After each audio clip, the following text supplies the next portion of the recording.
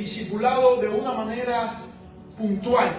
Jesús vino a salvar a aquellos que estaban perdidos, los que no tienen salvación están enemistados con Dios, y Jesús vino a acercarnos a Dios y en el proceso de acercamiento hacernos discípulos de Él.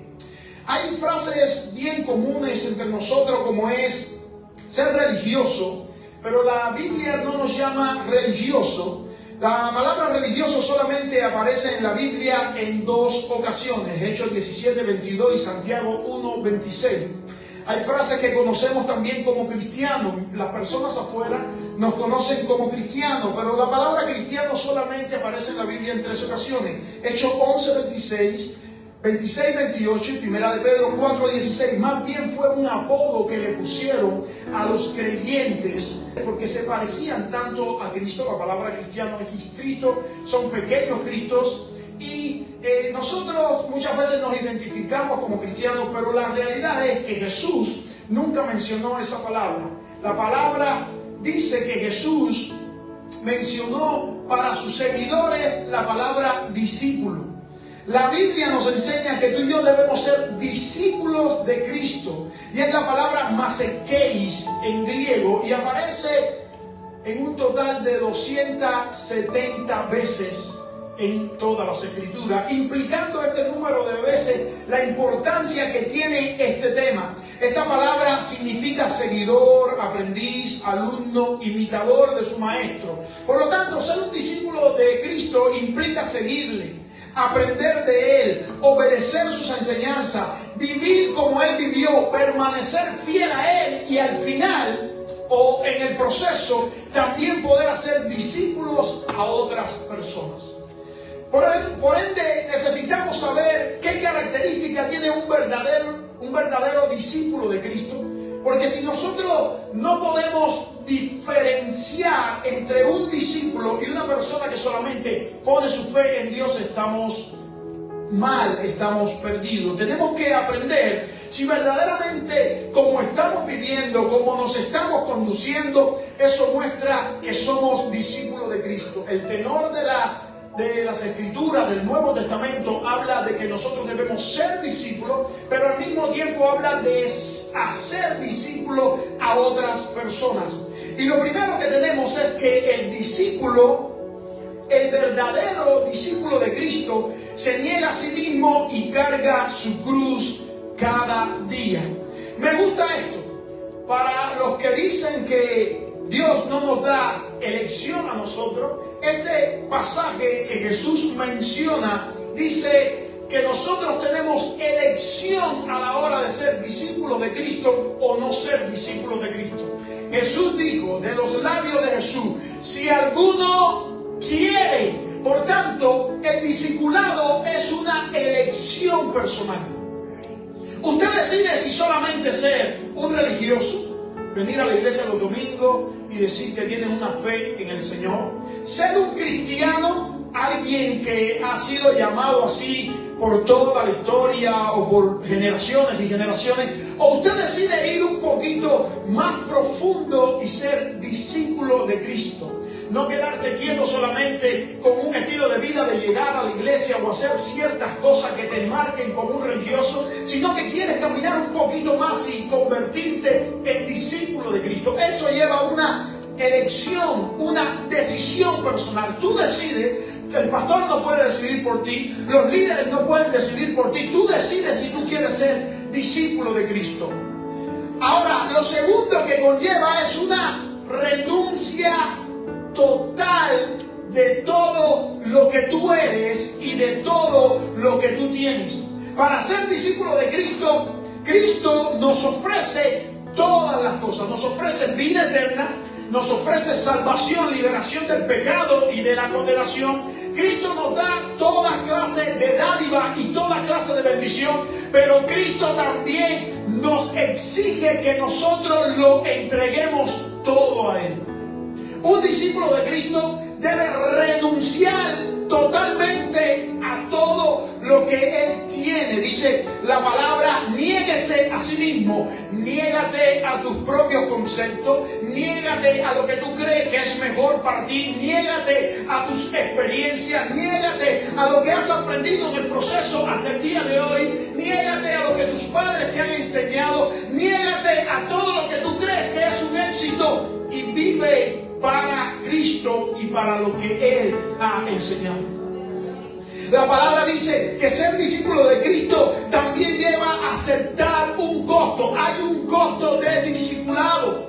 No hay costo para la salvación, pero hay un costo de discipulado. Dice Jesús, el que quiera ser mi discípulo, el que quiera decisión, ser mi discípulo, niéguese así, rendición total, y ahora tome su cruz. Ahí está el costo.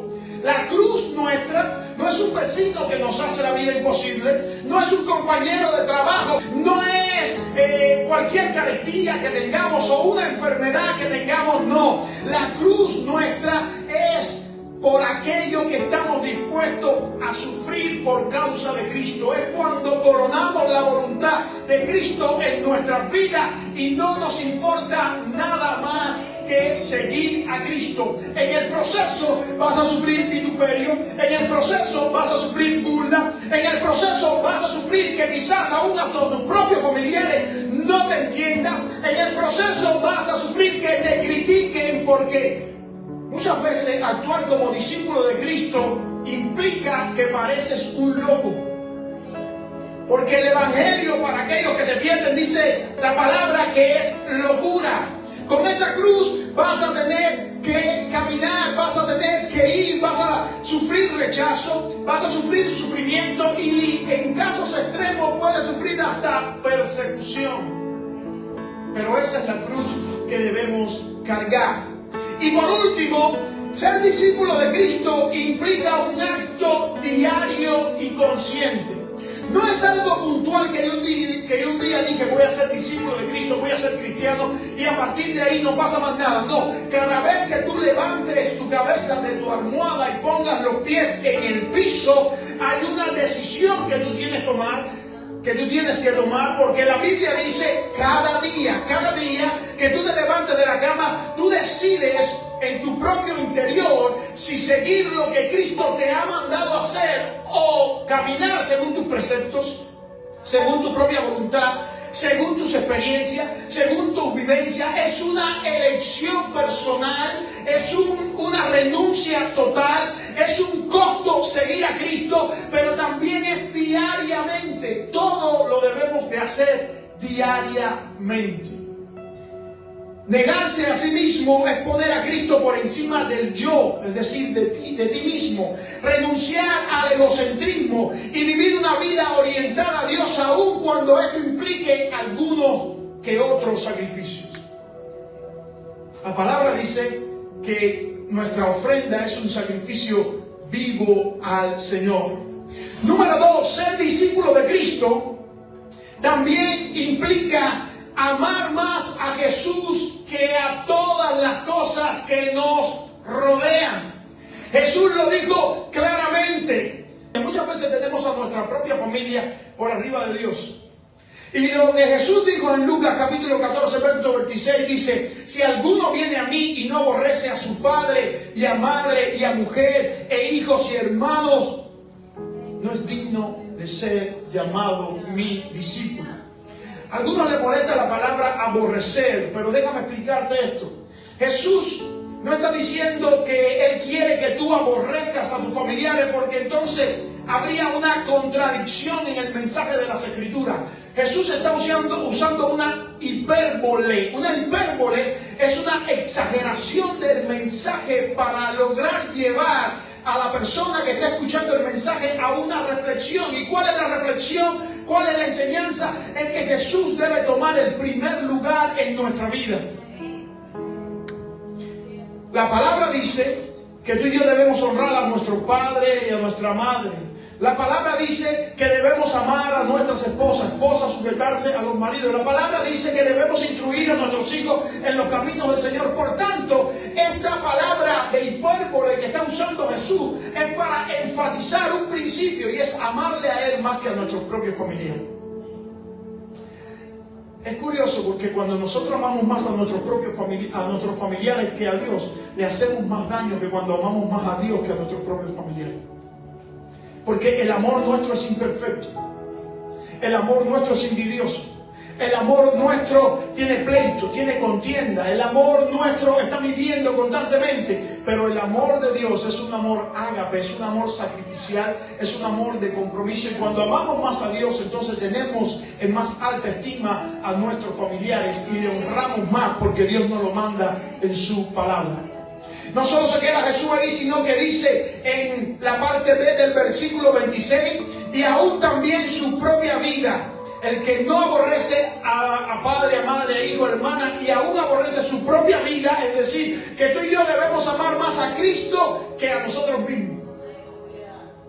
Cuando tú y yo amamos más a Cristo que a nosotros mismos, ya no nos interesa tanto nuestros deleites, nuestros placeres, nuestros pasatiempos, nuestros planes, nuestras metas. Ahora nos interesa Cristo y todo lo antes mencionado lo ponemos en función de Él. El gran problema de la iglesia contemporánea es que quiere poner a Dios en función de sus cosas y así no funciona el reino de Dios. Yo no acepto a Dios para que bendiga mis planes. Yo no acepto a Dios para que bendiga mi familia. Yo no acepto a Dios para que me bendiga a mí. Yo no acepto a Dios para que me apoye en todas mis decisiones. No, yo acepto a Dios para coronarlo como mi Señor y mi Salvador. Y después, en el proceso, Él bendice a mi familia. Él bendice todo lo que estoy haciendo. Alinea mis planes con lo de Él. Cambia mi dirección de vida porque yo lo coroné a Él como Señor y Salvador. Dice aún más Jesús en Lucas capítulo 14, verso 33. Así pues, cualquiera de vosotros que no renuncie a todo lo que posee, no puede ser llamado mi discípulo. ¿Qué quiere decir esto, pastor? Que yo tengo que vender todas mis propiedades, que tengo que dar todo mi dinero, que tengo que deshacerme de todo lo que tengo. No. Lo que implica es que tú tienes que revisar en tu corazón. Y tú tienes que ver si todo lo que tú tienes está primero que Dios. Y déjame darte una noticia. Y si todo lo que tienes está primero que Dios, sí lo tienes que soltar todo. La palabra en griego para renunciar significa decir adiós a todo lo que tienes si está primero que Dios. Porque el primer lugar de tu vida es Dios. Déjame decirte que Dios te dio tu matrimonio, Dios te dio tu familia, Dios te dio tu economía, Dios te dio tu ministerio, pero lo que Él te ha dado no es tuyo, le pertenece a Él. Y tú y yo somos simples administradores de la bendición de Dios. Dios nos ha pedido que administremos nuestra familia, que administremos nuestro dinero, que administremos nuestros dones. Él es el que tiene el primer lugar. Por tanto, un verdadero discípulo de Cristo tiene a Cristo en primer lugar sobre todas las cosas. Número 3, el verdadero discípulo de Cristo permanece en la palabra de su maestro. Juan 8:31. Si vosotros permanecéis en mi palabra, seréis verdaderamente mis discípulos. Un discípulo de Cristo tiene que obedecer la palabra de Dios, tiene que hacer la palabra de Dios. La permanencia implica obediencia e implica evidencia. Si tú eres un verdadero discípulo de Cristo, tú tienes que obedecer lo que dicen las Escrituras. Tú no puedes decir, yo amo a Dios con todo mi corazón, y luego en tu estilo de vida diario abrogar lo que dice la Biblia.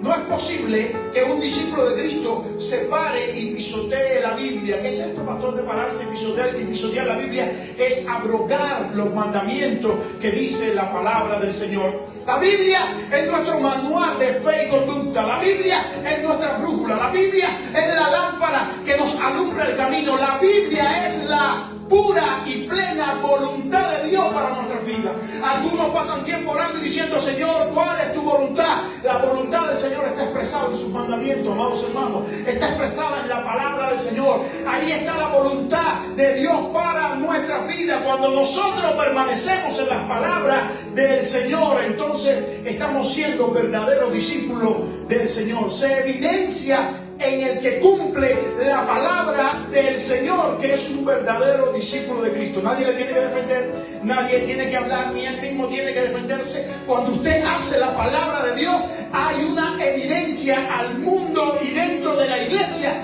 que tú eres un verdadero discípulo de Cristo. El hecho de que estés sentado aquí en la iglesia no implica de que tú seas un verdadero discípulo de Cristo. El discípulo de Cristo es el imitador de su maestro, es el que la palabra de Jesús permanece en él. Y la palabra de Jesús no quiere decir solamente lo que Jesús dijo como hombre. Recuerde que Juan capítulo 1, verso 1 dice que en el principio era el verbo, el logo, y el verbo era con Dios, y el verbo era Dios. El verbo, ¿quién es? Jesús. Jesús es la palabra expresada de Dios al mundo. Lo que nosotros tenemos en las Escrituras es Jesús, el verbo de Dios, que ha sido manifestado para que nosotros podamos tener todo lo que Dios quiere y su voluntad a través de él. Es Jesús el verbo de Dios. Es Jesús la expresión de Dios. Es Jesús en la palabra que tú y yo debemos permanecer. Y cuando permanecemos en esa palabra, dice Jesús, y el que permaneciera en mis palabras y mis palabras permanecieran en él, me gusta esto, puede pedir todo lo que quieran que yo se los voy a dar. Dios le da a los discípulos que permanecen en sus palabras y las palabras de Jesús permanecen en él. Cuarta característica de los discípulos de Cristo: aman a las otras personas. Juan 13, 34 y 35. En esto conocerán todos que sois mis discípulos, si tuviereis amor los unos por los otros. Si tuvieren amor los unos por los otros. La ley del nuevo pacto es el amor. Jesús, como es un maestro tan ejemplar, como es un maestro único, tomó todos los 10 mandamientos, tomó los 613 preceptos y ordenanzas y lo comprendió en 2 mandamientos nada más. Amarás a Dios con todo tu corazón, con toda tu fuerza, con toda tu alma, y amarás a tu prójimo como a ti mismo. Por tanto, la ley del nuevo pacto es el amor. Si yo no amo a mi hermano, yo estoy abrogando la ley del nuevo pacto. Déjame decirte, amar a Dios es muy fácil. Porque cuando tú amas a Dios, estás amando a alguien que es todo amor, que alguien que es benigno, que es bondadoso, a alguien que es dadivoso, a alguien que dio lo mejor, decía su Hijo amado, por ti y por mí. Pero Dios quiere que nosotros no solamente mostremos el amor a Él, sino que mostremos el amor a nuestros hermanos también. Y la palabra dice que hay algunos hermanos que son difíciles de soportar. Pero aún así, todavía el Señor nos está diciendo que debemos amarnos los unos a los otros, porque Dios nos amó a todos. De tal manera amó Dios al mundo, a todos, no a algunos, que dio a su Hijo amado, para que todo aquel que en Él cree no se pierda, mas tenga vida eterna. Juan dice que el que no ama no ha conocido a Dios. Aquel que tiene ira en su corazón, envidia en su corazón, amargura en su corazón, enojo en su corazón contra algún hermano, ese no ha conocido a Dios. Puede tener cualquier estilo de vida, pero no ha conocido a Dios. Una prueba irrefutable de que hemos nacido de nuevo, de que somos una nueva criatura, es que amamos a nuestros hermanos. Primera de Juan 3:14. Nosotros sabemos que hemos pasado de muerte a vida en que amamos a los hermanos. Que nos amemos los unos a los otros. Y Proverbios 13, 8 y 10 dice que cuando nosotros amamos a nuestros hermanos, estamos cumpliendo toda la ley. El que ama al prójimo ha cumplido la ley. ¿Escuchaste esto? El que ama al prójimo ha cumplido toda la ley. Para cumplir la ley no hay que ser un teólogo, no hay que ser un erudito, no hay que pasar curso. Para cumplir la ley hay que hacer algo bien sencillo: amar a tu hermano. Y déjame describirte la palabra amar a tu hermano. Porque muchas veces nosotros, como el español es tan escaso, no podemos entender el lenguaje bíblico. En el lenguaje del español se usa el verbo amor para todas las cosas, pero en el griego, ustedes me han escuchado decirle esto, hay varias palabras que describen amor. Está el amor filio, que es el amor familiar, es el amor que tengo por algún ser allegado. Está el amor ero, que es el amor erótico, que es el amor que es para nuestra pareja. Pero está el amor ágape, que es un amor de pacto, es un amor de compromiso, es un amor que procura, y ahí viene la definición que quiero que te lleves. Es un amor que procura el bienestar de la otra persona, aunque la otra persona no haya procurado el bienestar mío. Ese es el amor de Dios. Que yo con mis actos, que yo con mis decisiones, esté siempre provocando y procurando el bienestar de las personas que están al lado mío. Mujeres, no pretendan tanto que su esposo le diga, aunque es importante, te amo. Miren todo lo que ellos hacen para mostrarle que les ama. Hombres, no pretendan tanto que sus esposas le digan, te amo. Miren todo lo que ellas hacen para mostrarle que les aman. Y así lo puede aplicar a sus hijos. Y así lo puede aplicar a sus hermanos. Y así lo puede aplicar a los ministros en la iglesia, a los pastores, a los líderes, los hermanos con los hermanos. Mira lo que está haciendo la persona que te rodea para procurar tu bienestar. Y puedes pedir ahí el amor de Dios para con tu vida. La palabra dice que somos testigos de Cristo. Es decir, testificamos de lo que Él es. Si Él ha venido a mostrar y a desplegar su gran amor sobre la humanidad, tú y yo no podemos testificar de Él si no mostramos el amor de Cristo derramado en nuestros corazones por el Espíritu Santo de Dios. Los discípulos, los verdaderos discípulos de Cristo tienen que tener amor. No puede ser alguien, un discípulo de Cristo, lleno de enojo, lleno de envidia, lleno de contienda, lleno de división, lleno de pleito. Yo no veo mis redes sociales, ni nada en las redes sociales, pero cuando abro las redes sociales veo un evangelio deteriorado, veo un evangelio criticándose los unos a los otros, un evangelio fragmentado, un evangelio que no tiene amor por ningún lado. Eso es profético. La Biblia dice que en los últimos días el amor de muchos se enfriará, pero la palabra me enseña que no se va a enfriar el amor de los verdaderos discípulos. Dios ha guardado un remanente, Dios ha guardado un pueblo, Dios ha guardado un grupo que va siempre a evidenciar el amor de Dios donde quiera que ellos estén. Ahí está la cita.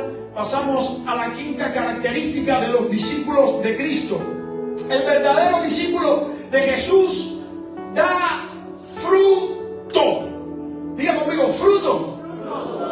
Ahí es donde se ve si eres un verdadero discípulo de Cristo. No por vestir bien, no por hablar con palabras elegantes, no por hacer cosas bonitas en la iglesia. No, el verdadero discípulo de Cristo da fruto. ¿Qué cosa es el fruto, pastor? Es lo que define al verdadero discípulo de Cristo. Jesús dijo, no puede un árbol malo dar frutos buenos y no puede un árbol bueno dar frutos malos. Si usted ve un árbol que está enfermo, para aquellos que trabajan el campo, ese árbol siempre dará, no dará fruto, o dará fruto que tienen problemas. En cierta ocasión, en mi casa había un árbol de mango que tenía problemas y los frutos se veían bien lindos. Sin embargo, cuando usted mordía el mango, por dentro estaba fofo, estaba vano, no sabía bien, estaba enferma la mata. Así son los cristianos, pueden aparentar, los discípulos pueden aparentar buenos frutos, pero cuando usted se acerca a ellos y trata de tener relación con ellos, el fruto no es bueno, no es saludable, pero el árbol bueno siempre da buenos frutos. Ahora, ¿qué cosa es esto de fruto, pastor? El fruto es el carácter de Cristo. El fruto es la vida de Cristo replicada en nuestras vidas por el Espíritu Santo. La palabra dice en Gálatas capítulo 5, 22 al 25, que el fruto del Espíritu que tú y yo debemos tener tiene 9 características que describen el carácter de Cristo. Amor, gozo, paz, paciencia, benignidad, bondad, fe, mansedumbre y templanza. Eso es un cristiano. Así tiene que conducirse un cristiano. El cristiano tiene que dar fruto visible para que los que están al lado de él puedan comer de esos frutos. El cristiano no puede ser un árbol seco. El cristiano tiene que dar fruto constantemente. Hay personas hambrientas, sedientas al lado tuyo que tienen que extender su mano y tocar del fruto que tú tienes y comer del fruto que tú tienes y gustar del fruto que tú tienes. Para eso estamos plantados, para buenas obras. El fruto no solamente glorifica a Dios, sino que bendice a los demás. Dice la palabra en Mateo 5:16: así alumbre vuestra luz delante de los hombres, para que vean vuestras buenas obras y glorifiquen a vuestro Padre que está en los cielos. Es para que ellos puedan ver a Dios en medio de nosotros. Y por último, el fruto nuestro glorifica a Dios, para que llevéis mucho fruto. Juan 15:8: y sean así mis discípulos. Déjame mirar este versículo, Rebeca. Sean mis discípulos, den mucho fruto, y de esta manera me van a glorificar. Entonces, lo que glorifica a Dios no solamente que yo esté parado aquí en la iglesia levantando las manos y cantando con júbilo. Lo que glorifica a Dios es la expresión de mis frutos diarios. Es cómo vivo mi estilo de vida. Es que otras personas puedan verme y puedan decir: ese es diferente. Ese se mueve diferente, ese habla diferente, ese se comporta diferente. Hay algo en ese que yo necesito, porque ese es diferente. Y no precisamente que se viste de una manera singular, y no precisamente que va con su familia a la iglesia el domingo. No. Esa persona es diferente, tiene fruto, y yo quiero comer de esos frutos. El discípulo de Cristo tiene que dar fruto del Señor. Número 5. El discípulo de Jesús hace discípulo a otras personas para Jesús. No podemos quedar siendo discípulos solamente. Hay una comisión, hay un mandato, hay una ordenanza de ir y hacer discípulo a otras personas. El discípulo de Cristo no se puede replegar, no puede quedarse dentro de 4 paredes. La palabra dice: ir. Ese ir implica salir de las 4 paredes del templo. Ese ir significa salir de este lugar. Ese ir significa que no es solamente ahí donde ellos estaban reunidos. No, hay que salir, hay que andar en las calles. El ministerio de Jesús era fuera de un templo, fuera de una sinagoga, fuera de 4 paredes. Es allá afuera donde tenemos que ir a ser discípulos, no aquí. Aquí todos somos discípulos, estamos en el proceso del discipulado. Es allá afuera, amados hermanos.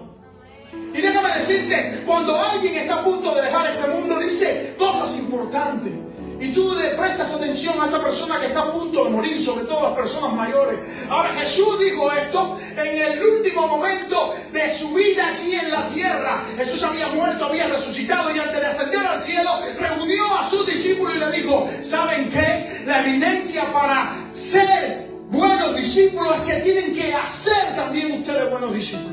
Y para eso tienen que ir. Y Jesús permitió la persecución. Y Jesús permitió que murieran en hoguera. Y Jesús permitió que los asesinaran. Y Jesús permitió que todo el mundo los persiguiera, para que ellos se esparcieran en el mundo entero y llevaran el evangelio de verdad al mundo entero.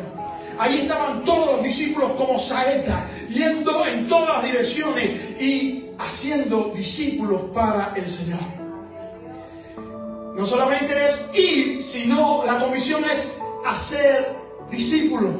Y la comisión no es para un pastor, la comisión no es para un maestro, la comisión no es para un evangelista. El llamado no es para un pastor, para un maestro, para un evangelista. Es para todos los que estamos sentados aquí hoy. Es para todos los creyentes en el Señor. Debemos hacer discípulos, debemos hacer discípulos para el Señor. Y el discipulado no es predicar el evangelio solamente. El discipulado es paternidad espiritual. Y déjame explicarte esto. Usted le habla del evangelio a alguien, pero la costumbre contemporánea es que yo le hable del evangelio a alguien y le digo al Señor: ya le hablé del evangelio, que el Espíritu Santo trabaja en su corazón. No, amados hermanos, eso no es hacer discípulo. Hacer discípulo es hacer un seguimiento espiritual a la persona que tú le predicaste. Si ha aceptado al Señor, es instruirle espiritualmente. Y esa instrucción tampoco es un curso de discipulado, tampoco es una etapa en la iglesia donde yo le enseño algunas cosas. Esa paternidad espiritual es por toda la vida. Déjame ejemplificártelo como el padre y el hijo. Cuando nace el hijo, el padre empieza a enseñarle cosas básicas. No quiere decir prohibición, sí quiere decir aceptación.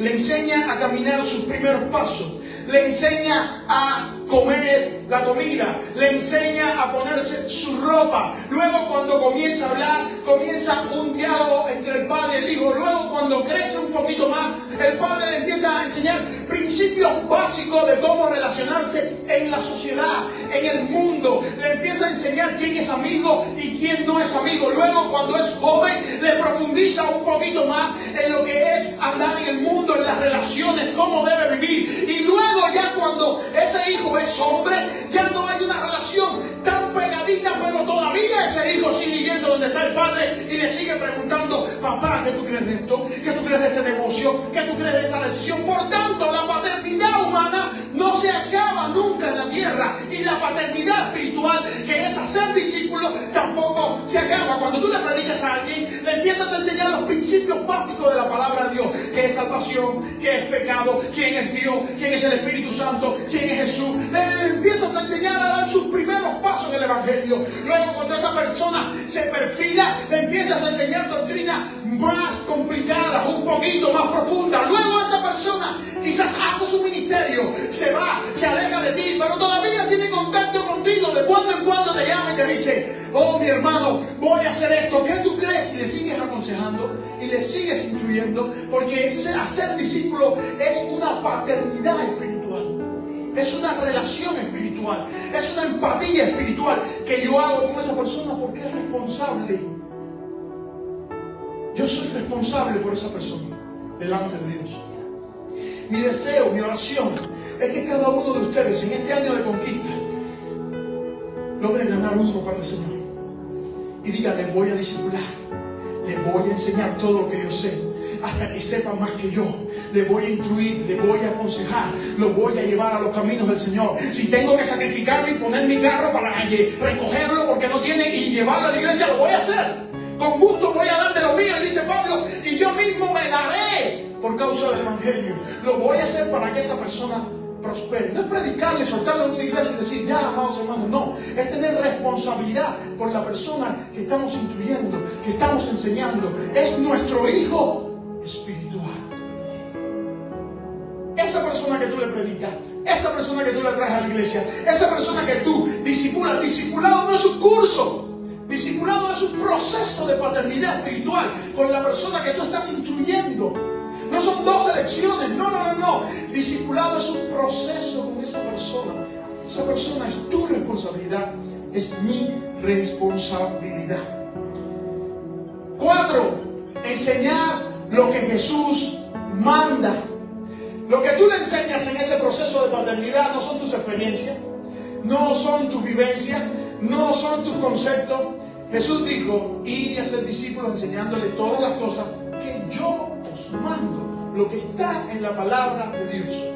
Esa persona no necesita tu experiencia, ni ministerial, ni personal, ni matrimonial, ni tus conceptos que has reunido. Esa persona necesita lo que Jesús enseñó. Entonces tú tienes que aprender lo que Jesús enseñó y enseñarle a esa persona lo que Jesús enseñó, lo que dice la palabra del Señor. Hoy, ¿cuántas personas están confundidas allá afuera porque no saben, no entienden lo que Jesús enseñó? Por lo tanto, amados hermanos, creo que si tú y yo ponemos la mano en el arado, creo que si tú y yo nos paramos firmes en la brecha, creo que si tú y yo decimos: Señor, ayúdanos a ser verdaderos discípulos tuyos y ayúdanos a hacer a otros discípulos para ti, la conquista no se va a hacer esperar mucho. La conquista viene pronto. La vamos a poder tocar, la vamos a poder disfrutar. No hay placer más grande, anote esto, en el mundo, que poder traer a alguien a los pies del Señor y verle luego caminando en los caminos del Señor. La persona siendo usada con dones y talentos, y tú sentado y diciendo: Señor, gracias por esa vida. Y sin que esa persona lo sepa, tú orando por ella y por su familia, diciendo: bendícele, Señor, síguele usando, úsale más que a mí, ábrele puertas más que a mí, ayúdale, Señor. Esa es tu corona en el cielo. Cuando llegues al cielo, esa va a ser tu corona. Ahora, la pregunta reflexiva en esta tarde: ¿desde cuándo no hacemos a alguien discípulo? ¿Hay algo que debemos reflexionar. ¿Desde cuándo no tomo una persona, lo traigo a los pies del Señor y le empiezo a enseñar las verdades del Evangelio? No quiera traer a 10, trae uno y atiéndelo como es debido. Quizás tú le prediques a 100, ok, está bien, la palabra dice predicar en tiempo y fuera de tiempo, pero a uno discípulale. A uno enséñale lo que tú sabes, a uno reclútalo, a uno encuéntrate con él, a uno vuélvete su padre espiritual. Ayúdale en el proceso, porque ese es el mandato de Jesús. Jesús, el mejor de todos, el que no tiene comparación, el mejor de todos los tiempos, escogió 12 y preparó 12. Él hubiese podido coger por la capacidad que tenía a 500, a 1000, a 2000. Sin embargo, se replicó, se reprodujo solamente en 12. Que alguno no te va a hacer caso a Jesús, también lo traicionó uno de esos 12. Que a Jesús lo traicionaron, que era el maestro. Cuanto más a nosotros, la palabra dice que ningún discípulo es mayor que su maestro. Llegará a ser igual, pero no mayor que su maestro. Entonces, si Jesús tomó a 12 y tú y yo tomamos a uno, está bien, hagamos el proceso con uno y reproduzcámonos en una persona enseñándole el reino de Dios. Dios quiere que tú y yo no solamente seamos religiosos ni cristianos, Dios quiere que aprendamos a ser discípulos de Él. Y me gusta mucho, y cierro con esto, las palabras de Jesús, hablando de este mismo tema, el discipulado, cuando dijo, ninguno que está considerando ser mi discípulo, y comparó y dijo, ninguno que va a construir una torre, la construye sin antes pensar si tiene suficiente para comenzar y llegar hasta el final. Y el gran problema de la iglesia contemporánea es que vienen a aceptar a Jesús para incorporarlo a su vida, pero no piensan en el costo del discipulado. El discipulado conlleva renuncia total a nosotros mismos. El discipulado conlleva ubicar a Jesús en el centro de nuestro corazón para que Él dirija nuestra vida.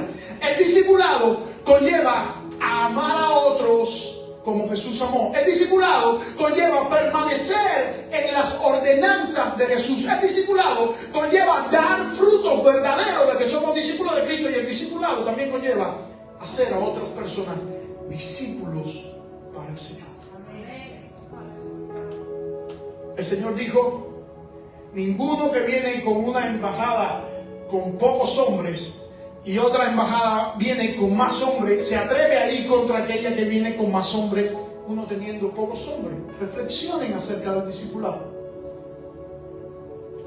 Y terminó diciendo Jesús, si la sal no sala, en vano es tomada y echada fuera para el muladar y será pisoteada. En otras palabras, Jesús está diciendo, si el discipulado no alumbra como tiene que alumbrar, o el discípulo no alumbra como tiene que alumbrar, así como la sal da sabor, así como la sal preserva y así como la sal sana, déjame decirte que tú das sabor a este mundo, porque este mundo vive lleno de tristeza, de desesperanza, de desconsuelo. La mayoría de las personas lo que quieren es morirse porque no tienen esperanza ninguna. Lo que están haciendo es sufriendo. Si tú y yo como discípulos de Cristo no somos capaces de dar sabor, de sanar, de preservar la palabra de Dios, entonces seremos como la sal que es hollada y echada afuera para ser pisoteada. Los que no tienen un testimonio verdadero del Señor son pisoteados porque no son sal, no son luz. El discipulado siempre sana donde está. El discipulado siempre preserva donde está. El discipulado siempre sana donde está, porque es sal. Cuando hacemos eso, se levanta un testimonio poderoso del Señor. La iglesia camina adelante y el reino de Dios empieza a conquistar los corazones de aquellos que están alejados del Señor, trayendo reconciliación con nuestro Dios. Dios quiere hoy más que nunca que tú y yo seamos discípulos de Él. No simple religioso, no simple cristiano. Quiere que tú y yo seamos discípulos de Él, imitador del Maestro, aprendiz del Maestro. Porque dice el Señor, y esta palabra me gusta, mi yugo es fácil Déjame explicarte ahí, porque muchas veces uno piensa el yugo como... El yugo, en el contexto que Jesús los dijo, era una serie de mandamientos que se imponían sobre un grupo de personas creyentes. Ahora Jesús está diciendo, mi yugo, lo que yo les mando, es fácil y ligera es mi carga. Eso que te tienes que negar a ti mismo, eso que tienes que coronar al Señor como tu Señor y Salvador, eso de que tienes que amar a otro, de que tienes que permanecer en la palabra del Señor, de que tienes que dar fruto, de que tienes que hacer discípulo, no es nada cuando comparamos la gran bendición que el Señor nos ha dado de ser llamados hijos suyos y la esperanza salvadora que nos aguarda cuando estemos con Él por toda la eternidad, amados hermanos. Por tanto, ser discípulo no es una carga, más bien es un privilegio. Ser embajadores de Cristo es un privilegio. Ser testigos del reino de Dios es un privilegio. Ser sacerdotes de Dios es un privilegio. Y tú y yo estamos llamados a ser sacerdotes de Dios para anunciar las buenas nuevas de salvación a este mundo que se está perdiendo. El llamado está claro. Debemos, no es que quizás podemos, no, debemos ser discípulos y hacer discípulos para el Señor.